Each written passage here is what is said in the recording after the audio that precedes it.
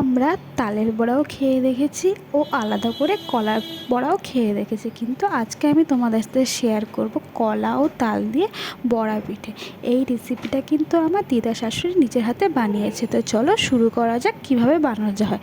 সবার প্রথমে কলাগুলোকে ম্যাশ করে নিয়েছে, তারপরে ওর মধ্যে দিয়ে দিয়েছে কোরানো নারকেল ও কলা কিছুটা মেশানোর পরে দিয়ে দিয়েছে ওখানে পোমের মতন চিনি। তোমরা যেরকম মিষ্টি খাবে সেই অনুযায়ী তোমরা চিনিটা ব্যবহার করবে।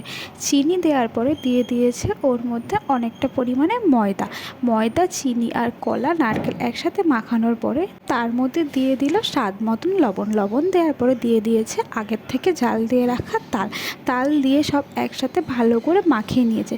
সম্পূর্ণভাবে যখন মাখাটা হয়ে গেছে তার মধ্যে দিয়ে দিয়েছে সুজি দেওয়ার পর সমস্তটা একসাথে মেখে উনি 10 মিনিটের জন্য ঢেকে রেখে দিয়েছিল। আচ্ছা, তোমরা কমেন্ট করে বলো তো তোমরা কে কে এই পিঠেটা খেয়েছো।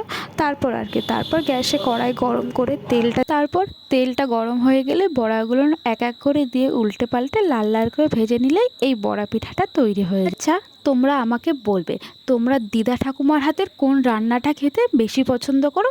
তারা কিন্তু অবশ্যই আমার এই ভিডিওতে কমেন্ট করে জানাবে।